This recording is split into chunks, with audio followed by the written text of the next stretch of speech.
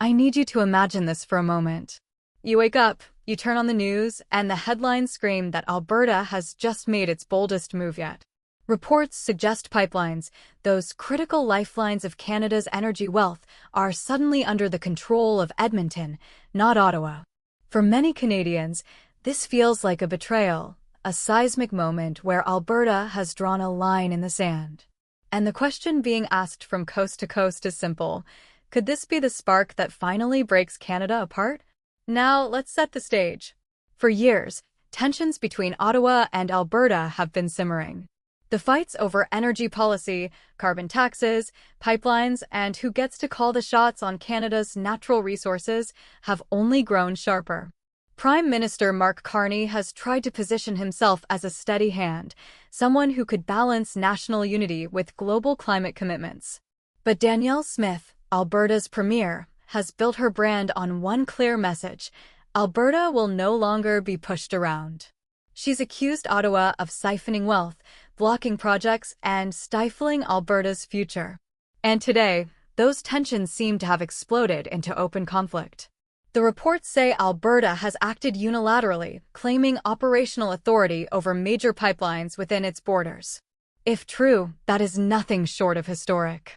Think about it, pipelines are not just infrastructure, they are the arteries of Canada's economy.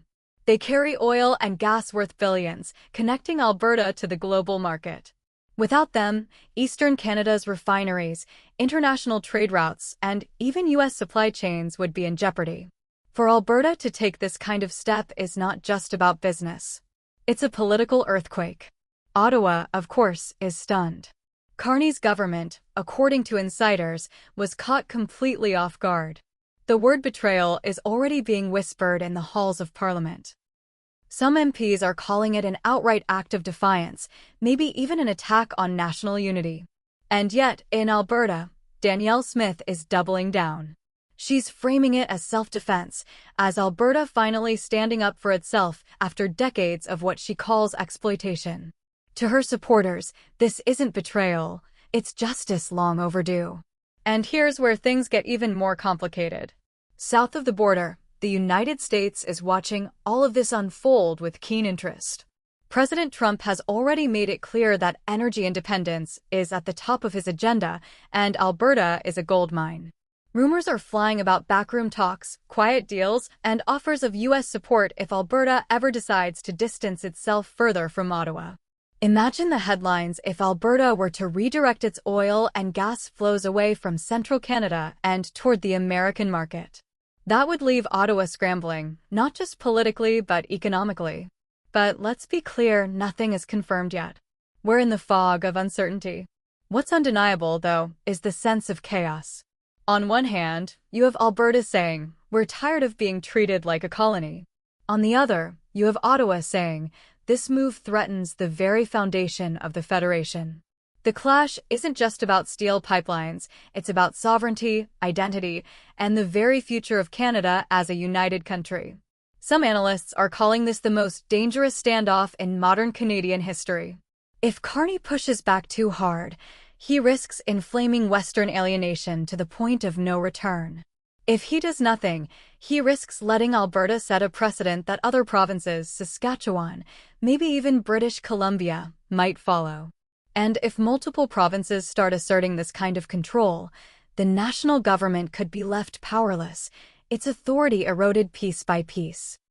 Meanwhile, average Canadians are caught in the middle. Families are asking, what happens to jobs, pensions, and energy prices if this fight spirals out of control? Investors are nervous.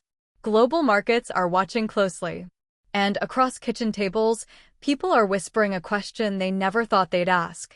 Is Canada itself in danger of coming apart? I want you to notice the tone here. Alberta is being painted as both hero and villain, depending on where you stand. For those in the West, this is Alberta finally punching back after decades of Ottawa interference. For those in the East, it feels like betrayal, like Alberta is choosing its own path at the expense of national unity. And that's the core of the story. This isn't just a fight about pipelines. It's a fight about trust, loyalty, and the soul of the Federation. Now, where does this go from here? Some say Carney will have no choice but to call an emergency session of Parliament. Others believe backroom negotiations will try to calm things down before the crisis escalates. And still others whisper that Alberta's move is part of a much bigger strategy, one that could eventually lead to a referendum on full independence. That word, referendum, sends chills through Ottawa because it signals the possibility that Alberta is already looking past Canada, imagining a future as a sovereign player, maybe even aligning more closely with the U.S. under Trump's watch. But let me give you another angle that isn't being talked about enough. This so-called pipeline seizure isn't just about energy or politics, it's about leverage. Alberta knows that Canada depends on its oil. By tightening its grip on the pipelines, Alberta sends a message: without us, the whole country slows down. That leverage could be used in negotiations over pensions, equalization payments, or even federal-provincial power. Imagine a province holding the keys to the country's energy security and then using that position to demand sweeping concessions from Ottawa. That's the kind of pressure Ottawa has rarely faced, and it explains why Mark Carney's government is scrambling to respond. And think about what this means for ordinary Canadians. If Alberta keeps pushing, we could see higher fuel prices, disrupted trade, and regional economic shocks. But we could also see Alberta gaining unprecedented bargaining power, reshaping Canada's balance of power in ways we've never seen before. This isn't just politics, it's a high-stakes chess game, and every move matters. As I leave you with this, consider the stakes. Pipelines may look like steel and valves, but what they carry is more than oil. They carry wealth, power, and the fragile threads of Canadian unity. Alberta has made its move. Ottawa is reeling, and the rest of the country is left holding its breath, wondering if this is the moment Canada begins to break apart. Stories like this aren't going away. Alberta isn't backing down, Ottawa isn't giving in, and the United States is watching closely. This is only the beginning of a much bigger drama. And if you want to stay ahead of it, if you want the full picture before the headlines hit, make sure you hit that subscribe button, turn on notifications, and join me right here. Because the storm is only just starting, and trust me, you'll want to see how it ends.